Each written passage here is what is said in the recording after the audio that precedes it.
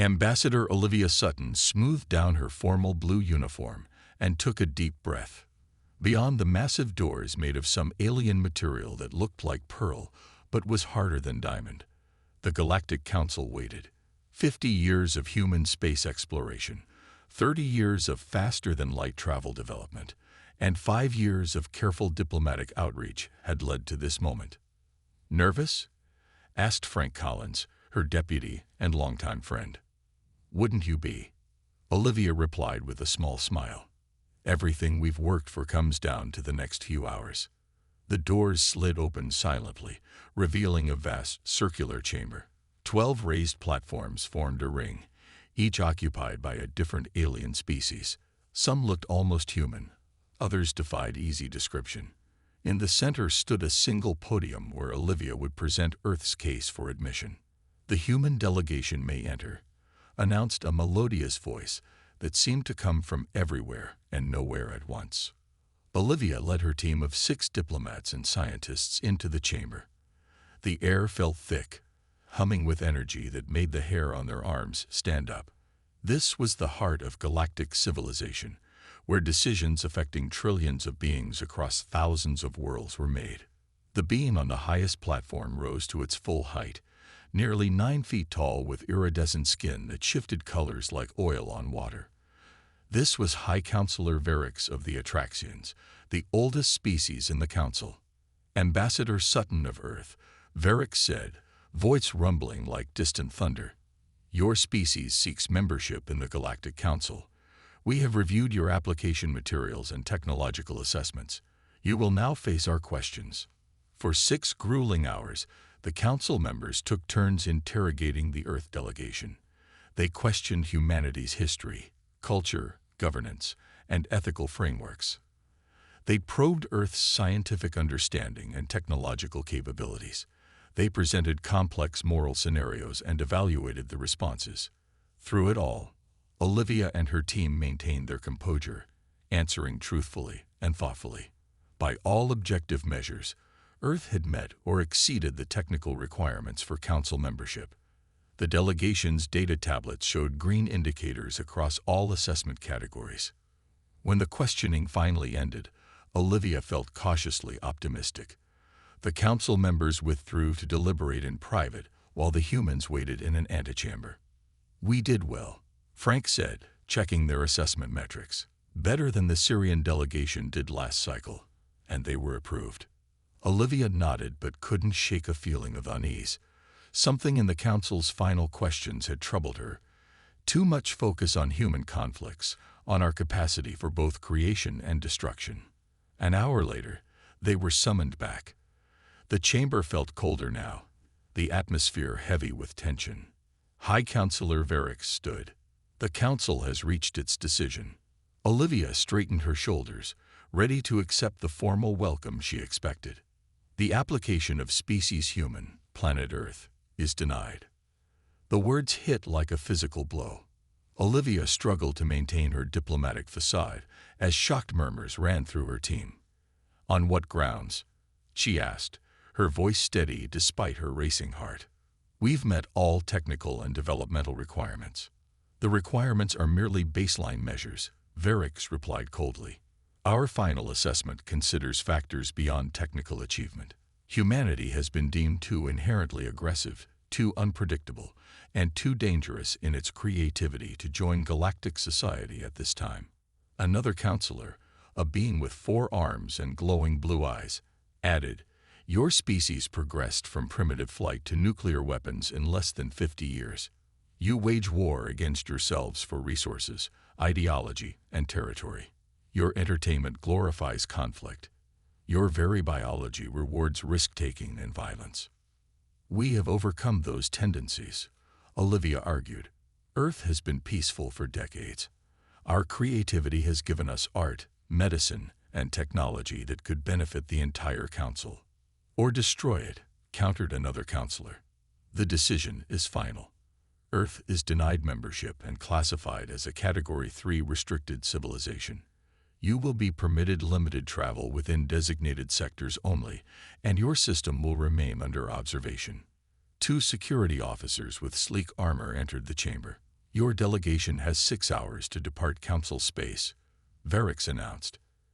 You will be escorted to ensure compliance. As Olivia and her stunt team were led away, she caught the eye of a smaller council member who looked away quickly, almost apologetically. In that moment, she knew this rejection wasn't about qualifications. It was about fear. Fear of what humans might become among the stars. The journey home to Earth was the longest of Olivia's life. She had to tell humanity they had been judged and found wanting, not because they weren't good enough, but because they were too unpredictable, too different, too human. President Allison Ward stood at the window of the Oval Office, staring at the night sky. The stars looked the same as they always had, but everything had changed.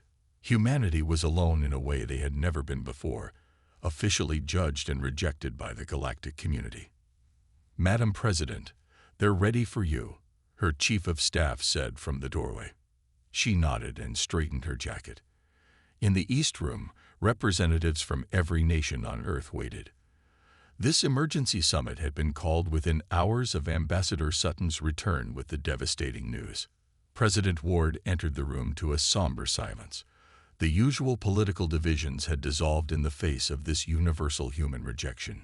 She took her place at the podium and looked out at the assembled leaders.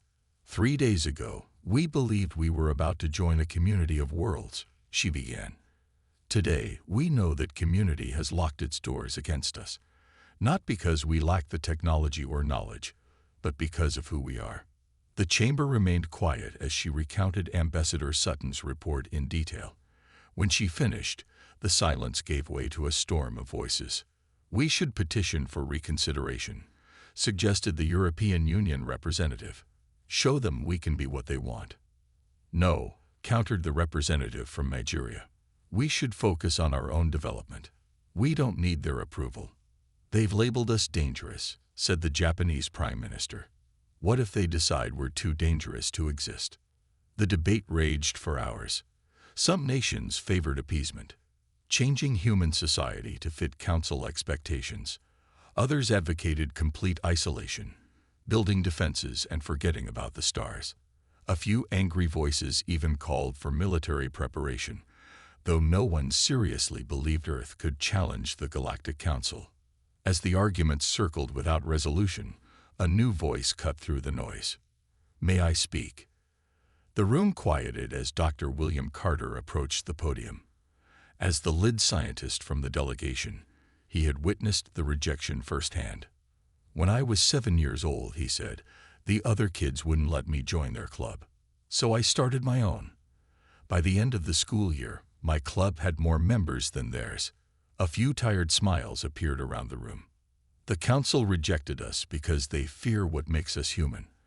Our adaptability, our creativity, our willingness to take risks. But those same traits give us an advantage they don't expect. Dr. Carter activated a holographic display showing star charts. During our mission, we gathered data on numerous other spacefaring civilizations. The Council has either rejected or ignored completely. Species deemed too independent, too different, or too unpredictable, just like us. He zoomed in on specific star systems. The Volari, brilliant engineers but rejected for their chaotic social structures. The Keth, remarkable biologists but dismissed for their evolutionary instability. The Naru, gaseous beings with fascinating philosophies but ignored due to their non-physical civilization. The room was fully attentive now. We're not alone in being alone, Carter continued. If the Council won't let us into their clubhouse, we build a better one. I'm proposing a mission to contact these other rejected species. Together, we could form our own alliance, one based on celebrating our differences rather than fearing them. President Ward studied him. You're suggesting we defy the travel restrictions? Not openly, Carter replied. We've developed stealth technology that can evade their sensor networks. Small, fast ships could slip through Council space to contact potential allies. The Chinese president leaned forward. And the risks? If caught, we could face worse than rejection. Yes, Carter admitted. But which is worse, taking a risk for a better future, or slowly suffocating under someone else's judgment of what we should be. The room erupted in discussion again, but with a new energy. After centuries of internal divisions, humanity faced its first truly external challenge and found a common purpose. 3 hours later, the vote was taken. Project Sanctuary was approved by an overwhelming majority. Earth would not beg for acceptance or hide in isolation. Instead, humans would do what they had always done when faced with closed doors: find another way forward. President Ward signed the authorization as dawn broke over Washington. Within a month, the first ships would depart on their secret mission, carrying humanity's hopes beyond the stars that had rejected them. The galaxy had no idea what it had started by saying no to Earth. Captain Lisa Donovan ran her hand along the smooth wall of the EA's Pathfinder's bridge. The ship had been built in secret, deep within the asteroid belt, away from the prying sensors of Council observers. It was humanity's most advanced vessel, sleek, fast, and equipped with experimental stealth technology. Pre-launch checks complete, Captain, reported her first officer, Alan Morris. All systems green. Lisa nodded. Communications. Secure channel to Houston established, replied Communications Officer Patty Rodriguez. The main screen flickered to life, showing Dr. William Carter and President Ward in the underground command center. Pathfinder, you are cleared for departure, President Ward said. Remember, if you're detected by Council ships, abort the mission immediately. We can't risk open confrontation. Understood, Madam President, Lisa replied. We'll be ghosts out there. Dr. Carter leaned forward. The data package on the Volare system has been uploaded to your navigation computer. They're our best first contact option. Their technology is impressive. And like us, they were rejected for cultural reasons rather than technological deficiencies. Any tips on how to say hello to giant space insects? Lisa asked with a half-smile. The cultural briefing suggests mathematical sequences as an initial communication method, Carter said. The Volare think in patterns. Show them a pattern, and they'll likely respond with the next sequence. Lisa turned to her crew of 20, the best pilots, scientists, and diplomats Earth had to offer. This is it, people. First mission of Project Sanctuary. Let's make history. The Pathfinder slipped away from its hiding place, accelerating quickly past Mars before engaging its experimental FTL drive. The stars blurred into streaks as the ship punched a hole through normal space, heading toward the edge of Council territory. For 3 tense days, they traveled in silence, running with minimal power and communications blackout. Twice they had to drop out of FTL to avoid Council patrol routes mapped from stolen data. On the 4th day, they entered the Volare system, 13 light-years from Earth and just beyond regular Council patrols. Sensors detecting a massive structure around the 3rd planet, reported Science Officer Greg Powell. It appears to be a ring, possibly a space habitat. Any ships? Lisa asked. Several smaller vessels, nothing approaching our size. Lisa took a deep breath. Take us in slowly. Maintain stealth mode but prepare first contact protocols. As they approached, the alien architecture became clearer on their screens. The Volare had built interconnected ring structures around their rocky homeworld. The design reminded Lisa of a beehive, but on a planetary scale. We're being scanned, Greg announced suddenly. Very subtle energy pattern. Almost missed it. Have they detected us? Lisa asked sharply. I don't think so. It feels more like a standard sweep, like radar. Lisa made her decision. Drop stealth mode. Send the mathematical greeting sequence on all common frequencies. The bridge crew held their breath as the message transmitted. A simple sequence of prime numbers, followed by geometric patterns that increased in complexity. For 10 minutes, there was nothing. Then the communications panel lit up. Incoming transmission, Patty said with barely contained excitement.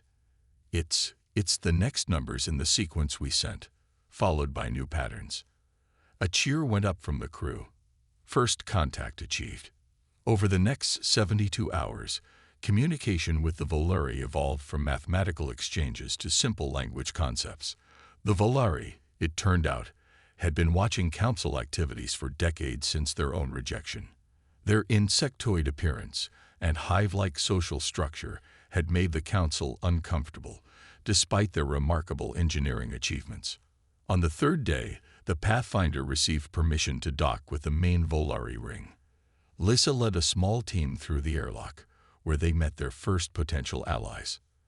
The Volari stood nearly 7 feet tall on 4 lower limbs, with 4 upper limbs ending in delicate multi-jointed fingers. Their exoskeletons shimmered with blues and greens, and compound eyes took in the humans from multiple angles simultaneously. The lead Volari stepped forward and made a complex gesture with its upper limbs. The translation software struggled, but finally produced, "You also were deemed too different." Lisa nodded. "Yes, but we think different isn't bad. Different is valuable." The Volari's mouthparts clicked rapidly, their version of agreement. "We have watched. We have waited. Others like us exist among the stars." Lisa smiled. "That's exactly what we hope to hear." As the diplomatic team began formal discussions, Lisa stepped aside to send an encrypted message back to Earth. Project Sanctuary had its first success. The Volari were interested, and they had information about other rejected species. The first brick in humanity's new galactic alliance had been laid. 3 years passed since the Pathfinder's first contact with the Volari. Earth had built 5 more stealth ships, each seeking out civilizations that the Council had rejected or ignored. Lissa Donovan, now admiral of this small but growing fleet, stood on the observation deck of the Pathfinder and watched the strange ships gather. "Quite a collection we've put together," said Gray Powell, now her second in command. Lisa nodded, the space around them filled with vessels of all shapes and sizes. The angular crystalline ships of the Keth glittered like diamonds. The cloudy, translucent spheres of the Naru pulsed with internal light. The sleek, blue-green craft of the Meridians moved with fluid grace. 4 species working together, Lisa said. The Council said it couldn't be done. 5 species, Greg corrected. Don't sell humanity short. A small smile crossed Lisa's face. Right. 5. Their success had exceeded even Dr. Carter's optimistic predictions. Each new ally brought unique perspectives and technologies. The Keth, reptilian beings from a desert world, had been rejected for what the Council called evolutionary instability, their ability to adapt their biology within a single lifetime. But this same trait made them brilliant bioengineers. Already, they had helped Earth develop new medicines and biological technologies. The Naru existed as gas clouds, forming complex thoughts through electrical patterns. The Council had ignored them, believing that beings without solid bodies couldn't build a real civilization.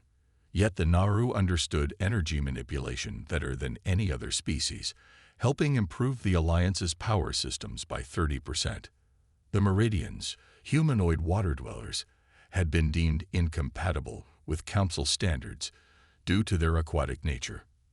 Their mastery of fluid dynamics and pressure systems had proven invaluable for spacecraft design. The Volari, with their hive-like minds and incredible engineering skills, tied everything together. "Admiral, incoming transmission from Earth," called out Communications Officer Rodriguez. The main screen lit up to show Dr. Carter. Though only 3 years had passed, he looked older, tired from the constant work. "Admiral Donovan," he greeted with a smile. "How's our alliance coming along?" "See for yourself," Lisa replied, directing the camera to show the gathered ships. "The Keth brought 3 more vessels yesterday. The Meridians have committed their entire deep space fleet." Carter's eyes widened. "Impressive. And perfect timing. Our scientists have made a breakthrough." He sent a data packet that Greg opened on a nearby screen. "Quantum communication," Greg asked, scanning the technical details. "Yes," Carter confirmed. "By linking quantum particles across any distance, we can communicate instantly between worlds. No delay, no way to intercept the messages. The Council hasn't achieved this yet. They still rely on faster-than-light transmissions that have a time lag. Lisa let out a low whistle. This changes everything. The Naru will love this. It's all about energy patterns. That's why I called, Carter said. We need Naru scientists to help perfect it. And we're ready to move to the next phase, finding a home for our alliance. Lisa nodded. They had been searching for a suitable location, somewhere outside Council space but accessible to all member species. Our Keth explorers found something promising, she said. A star system near Ta City, unclaimed, resource-rich, and strategically located. We're calling it Sanctuary. Perfect, Carter replied. The UN has approved the construction of a permanent headquarters there. Something big enough to house representatives from all our species. The conversation continued as they discussed plans for the new base. When it ended, Lisa turned to her crew. Set course for the Ta City border system, she ordered, and send word to our allies. It's time to build our new home. As the ships prepared to depart, Lisa pulled out a small box from her pocket. Inside was a patch, a new symbol created for their alliance. It showed 5 stars of different colors, arranged in a circle. What should we call ourselves? Greg asked, looking at the patch. We need a proper name. Lisa thought for a moment. The Volari suggested the Concordat. It means an agreement among different parties. The Concordat of Independent Systems. Greg tried the name out. I like it. Lisa nodded and affixed the patch to her uniform. 3 years ago, humanity had been alone, banned from the galactic community. Now they were building their own, with species the Council had overlooked or feared. The Council had rejected them for being different. The Concordat would succeed because of those differences. The massive space station took shape over Sanctuary, the new home of the Concordat of Independent Systems. From her ship, Lisa watched as construction drones swarmed around the structure like busy bees. The station combined designs from all 5 member species, creating something truly unique in the galaxy. The central hub, built to human specifications, connected to 5 massive rings. Each ring reflected the architecture and environmental needs of a different species. The Volari section featured honeycomb patterns and higher gravity. The Keth area maintained desert-like heat and dryness. The Meridian ring contained vast water tanks and aquatic living spaces. The Naru section had special chambers where their gaseous forms could gather and interact. It's beautiful, said Greg, standing beside her on the bridge. And almost complete, Lisa replied. 6 months ahead of schedule. The Volari construction teams had worked tirelessly, their natural ability to coordinate in large groups proving invaluable. Human and Keth engineers solved technical problems that arose from combining such different environmental systems. The Meridians developed plumbing and circulation systems that connected everything. The Naru designed the power grid that kept it all running. Admiral, we're receiving an urgent message from our border scouts, Patty called from communications. Lisa frowned. Put it through. The screen showed a young lieutenant on one of their stealth ships. Admiral, we've detected a fleet of Council vessels approaching the Ta City border. 20 ships, including 3 dreadnoughts. Lisa's heart sank. They had hoped for more time before the Council discovered them. How long until they reach Sanctuary? 12 hours at their current speed.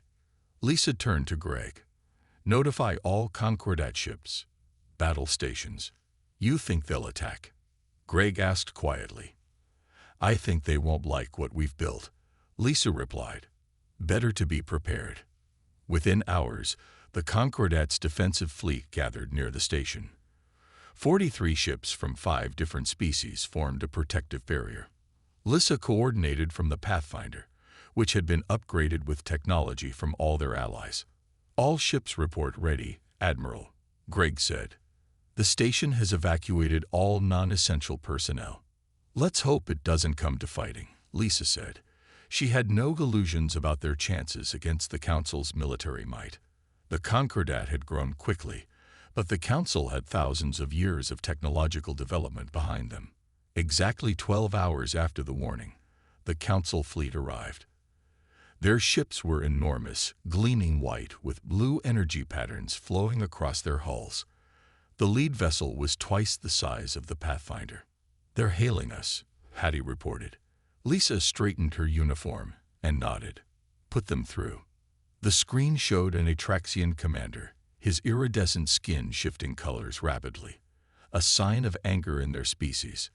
"This is Commander Zenith of the Galactic Council fleet," he stated. "You are in violation of Council directives. Earth vessels are restricted from forming alliances with other species. This station and all vessels must be surrendered immediately." Lisa kept her face neutral. "This is Admiral Lisa Donovan of the Concordia of Independent Systems.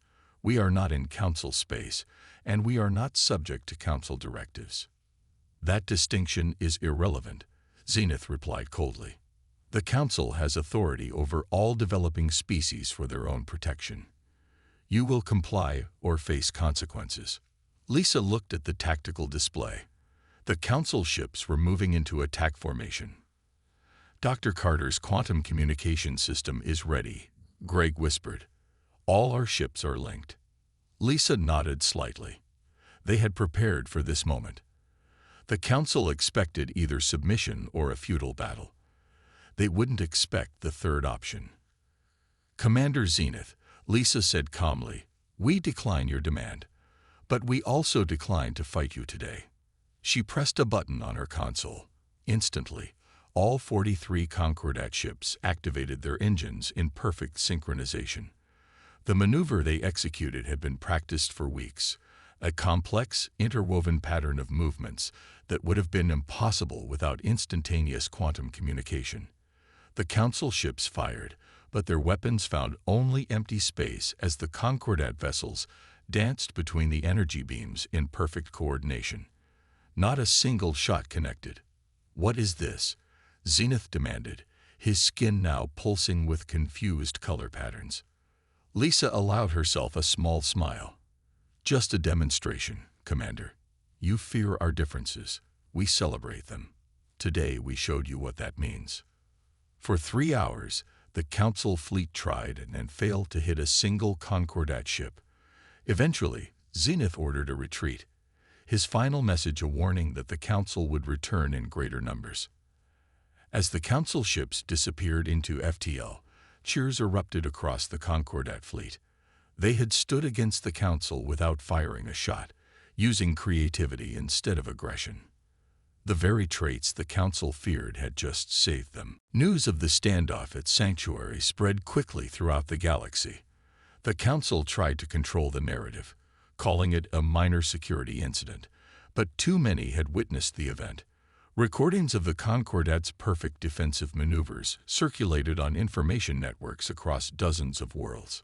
Ambassador Olivia Sutton stood before a mirror in her quarters aboard the completed Concordia station, now officially named Concordia. She adjusted the formal blue uniform she had worn during Earth's failed Council application 3 years earlier. Today, she would wear it again, but under very different circumstances. A soft chime announced a visitor. "Come in," she called. Admiral Donovan entered, now wearing the formal white and gold uniform of the Concordia fleet. "The shuttle is ready, Ambassador. Are you sure about this?" Olivia nodded. The invitation was properly extended. To refuse would make us look afraid. "It could be a trap," Lisa warned. "It could be," Olivia agreed. "But I don't think so. Not on Neutralis." Neutralis was a trading hub controlled by the Venerians, one of the few species with enough economic power to maintain independence from both the Council and the Concordia. The Venerians had invited representatives from both groups to address an open forum on the future of galactic relations. "The security team is ready," Lisa said finally.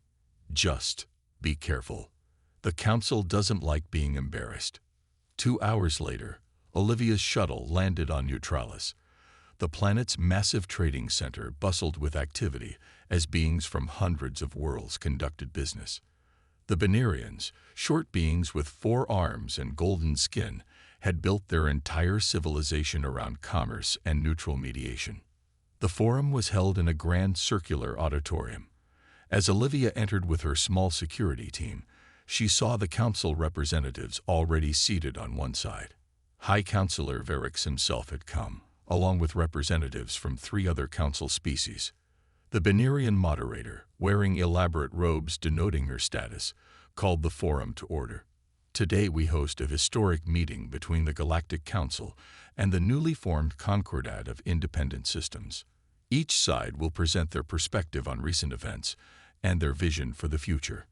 Verix spoke first, his tall form imposing as he addressed the packed auditorium. For 10,000 years, the Council has maintained peace and order among the stars. We carefully guide developing species until they are ready to join galactic society. The humans and their allies have disrupted this natural order, potentially endangering countless worlds with their reckless expansion. The audience murmured as he continued. The Council only seeks to protect all species from harm. The restrictions we place are for everyone's safety, not to limit potential. We ask the Concordia to recognize our authority and allow proper oversight of their activities. When it was Olivia's turn to speak, she walked calmly to the center of the stage. She looked smaller than Verix, but her voice carried clearly through the hall. 3 years ago, I stood before the Council and asked for Earth to join galactic society. We were rejected, not because we lacked technology or knowledge, but because our nature made the Council uncomfortable. We were too different, too creative, too unpredictable. She paused, looking around at the diverse audience. But those differences are not flaws to be corrected. They are strengths to be celebrated. The Concordia does not exist to challenge the Council's authority, but to offer an alternative vision of what galactic society could be. Olivia activated a holographic display showing the Concordia station. Our headquarters houses 5 different species with vastly different biological needs and cultural practices. We don't succeed despite our differences. We succeed because of them. Each species brings unique perspectives that, when combined, create solutions none of us could have developed alone.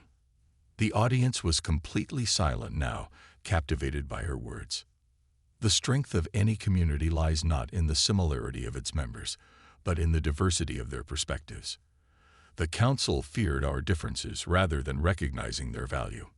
We've proven that those varied differences, when embraced rather than suppressed, create something greater than the sum of its parts.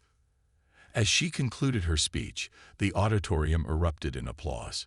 Even some of the Council species representatives seemed moved by her words. Later that evening, as Olivia prepared to return to Concordia, a Council member approached her privately. It was not Verix, but a representative from a smaller Council species. Your words were compelling. Ambassador, they said quietly. Not all Council members share Verix's rigid views. Some of us see merit in your approach. Then perhaps there's hope for understanding between us, Olivia replied. Perhaps, the Council member agreed. Expect communication soon, through private channels. As Olivia's shuttle departed Neutralis, she felt a cautious optimism. The Concordia had not just survived, it had begun to change minds across the galaxy. The diplomatic revolution had begun. Dr. William Carter stared at the screen in his lab on Concordia Station, his face pale with worry. The data streams showed a growing disturbance in space near the border between Council and Concordia territories. How long do we have? Asked President Ward, who had traveled to Concordia for an emergency meeting. Hours, maybe days, Carter replied. The rift is expanding rapidly. If it continues at this rate, it will engulf the Proxima system within a week. The threat they faced was unlike anything encountered before. A hyperdimensional rift, a tear in the fabric of space itself. Strange energy poured from it, disrupting normal space and making FTL travel dangerous or impossible near the affected areas. What caused it? President Ward asked. Unknown, Carter admitted. It could be natural, or it could be the result of some technology gone wrong. What matters is that it threatens both Council and Concordia worlds. The door slid open, and Ambassador Sutton entered with Admiral Donovan. The Council has reached out, Olivia announced. They've been monitoring the rift too. Their scientists can't contain it either. Lisa frowned. Are they blaming us? Surprisingly, no, Olivia replied. They're asking for help. The group exchanged shocked glances, the mighty council asking the Concordat for assistance. They tried 3 different containment methods, Olivia continued. All failed. The rift responds unpredictably to their standard approaches. Because they use standardized solutions, Carter said, understanding dawning on his face. The council values consistency and proven methods. But this rift doesn't behave according to standard models. President Ward looked at him. And you think our approach might work better? I think our diversity gives us an advantage, Carter replied. The Naru understand energy patterns better than anyone. The Keth can adapt to changing conditions rapidly. The Volari excel at coordinated complex operations.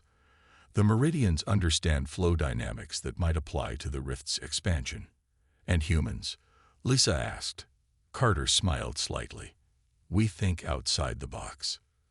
President Ward didn't hesitate. Contact the council. Tell them we'll help, but as equals. This will be a joint operation. 24 hours later, scientists from both the Concordat and the council gathered in a hastily established base near the rift. The council had sent their best researchers, led by a senior scientist named Morix, an Atraxian like Varix, but with a more thoughtful demeanor. The initial meeting was tense. The council scientists presented their failed containment plans, all logical, well-tested approaches that should have worked according to established science. The problem, Carter explained to the gathered team, is that we're dealing with something that doesn't follow established rules. We need to adapt as the rift adapts. Adaptation introduces variables. Morix objected. Variables create risk. Sometimes risk is necessary, Carter countered. Our plan has 3 phases, each building on the other, each drawing on different species' strengths. He outlined the approach. The Naru would analyze the rift's energy patterns in real time. The Keth would deploy bioengineered sensors that could adapt to changing conditions. The Meridians would create flow models to predict the rift's expansion. The Volari would coordinate the massive fleet of drones needed to deploy the containment field. Human scientists would integrate everything, making adjustments as new data came in. Morix looked skeptical. This has never been done before. That's why it might work, Carter replied simply. After much debate, the council agreed to the plan. There was no time for further arguments. The rift had doubled in size during their meeting alone. The operation began immediately. Ships from both the council and Concordat positioned themselves around the rift. The Naru floated near the edge of the disturbance, their gaseous forms pulsing as they absorbed data about the strange energies. Carter worked alongside Morix, their previous divisions forgotten in the face of the crisis. When the first phase failed, instead of abandoning the approach, they adjusted it based on the new data. When unexpected readings came in, the Keth modified their sensors on the fly. When energy surges threatened to break through the containment field, the Volari coordinated a rapid redeployment. It was messy, improvisational, and at times seemed on the verge of catastrophic failure. But after 3 days of continuous effort, the rift began to shrink. It's working, Morix said, genuine surprise in his voice. Carter nodded, exhausted but satisfied. Different approaches, working together. That's the power of diversity. As the operation continued, Council and Concordat personnel worked side by side, learning from each other. The crisis had forced them to see beyond their established views and recognize the value in their different methods. By the time the rift closed completely, something had changed in the relationship between the two powers. The barrier between them had begun to crack, not through force, but through cooperation. 1 year after the rift crisis, the Concordia station had grown even larger. New rings extended from the central hub, accommodating representatives from 7 more species that had joined the Concordat. Some were former council rejects, others were newly discovered civilizations that preferred the Concordat's approach to galactic relations. Today, the station buzzed with anticipation. Ships from across the galaxy filled the surrounding space, including vessels bearing Council markings. This was unprecedented. Council ships docking peacefully at Concordia. On the station's Grand Assembly floor, Admiral Lisa Donovan surveyed the preparations with a critical eye. "Is everything ready?" she asked her aide. "Yes, Admiral. The signing chamber is prepared. Security teams are in place. The reception hall is stocked with food and drink suitable for all attending species." Lisa nodded, satisfied.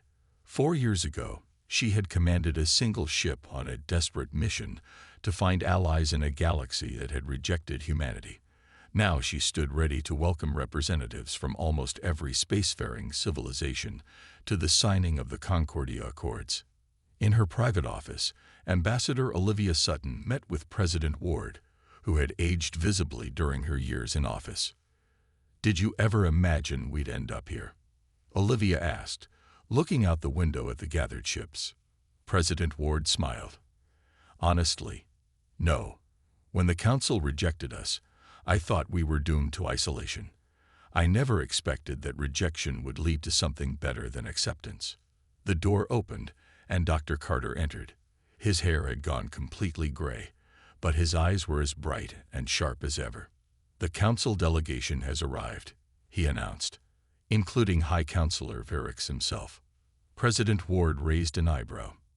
"I'm surprised he came personally. He was the most opposed to our existence." "Sometimes the strongest opponents become the strongest supporters when they see a better way," Olivia observed. An hour later, the massive signing chamber filled with representatives from dozens of worlds. At the center stood a round table with the Concordia Accords document displayed on its surface. Olivia took her place beside President Ward. Across from them stood High Counselor Varix and several other council members.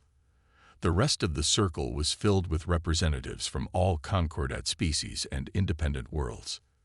"Welcome to Concordia," President Ward began. 4 years ago, Earth was denied membership in the Galactic Council. Today, we gather not to dwell on past rejections, but to forge a new path forward for all our civilizations. She nodded to Varix, who stepped forward. His tall form seemed less imposing now, his iridescent skin displaying calm blue patterns. "The Council has existed for 10,000 years, Varix said, his deep voice carrying through the chamber. "In that time, we have seen many civilizations rise and fall. We created structures and rules we believed would maintain peace and order." He paused, looking around the chamber. "But structures can become rigid. Rules can become chains rather than supports. The crisis we faced together showed us that diversity is not a threat to be contained, but a resource to be valued." Murmurs of agreement rippled through the assembly. "The Concordia Accords," Varix continued, "represent a new approach. Not a council that judges who is worthy to join, but a federation where all contribute according to their unique strengths." President Ward stepped forward again. "Under these accords, both the Concordat and Council structures will dissolve, replaced by the Galactic Federation. No species will be rejected for being different. No civilization will be held back because they don't fit a predetermined model." One by one, the representatives approached the table to sign the document. Varix signed for the Council. President Ward signed for Earth. Leaders from the Volari, Keth, Naru, and Viridians added their marks. Representatives from dozens more worlds followed. As the ceremony concluded, Dr. Carter found himself standing beside Admiral Donovan at the back of the chamber. "We did it," Lisa said quietly. "From rejected outsiders to founding members of a new galactic order." Carter nodded, watching as former enemies conversed amicably throughout the chamber. "They banned us from their council, so we built our own. But we ended up building something much more important." "What's that?" Lisa asked. "A bridge," Carter replied, "between different ways of thinking, between different forms of life, between what was and what could be." Later that evening, as celebrations continued throughout the station, Olivia Sutton stood at a viewport watching the stars. President Ward joined her, offering a drink. "To the Federation," Ward toasted. "To humanity, Olivia replied. And to rejection. Ward looked puzzled. To rejection. Olivia smiled. Sometimes the best thing that can happen is not getting what you thought you wanted. They said no to us joining their club. That no forced us to build something better. Outside the viewport, ships from across the galaxy drifted peacefully around Concordia Station. The physical embodiment of a truth humanity had always known, but the galaxy had needed to learn. True strength comes not from uniformity, but from unity amid diversity. The galaxy would never be the same. And that was exactly as it should be.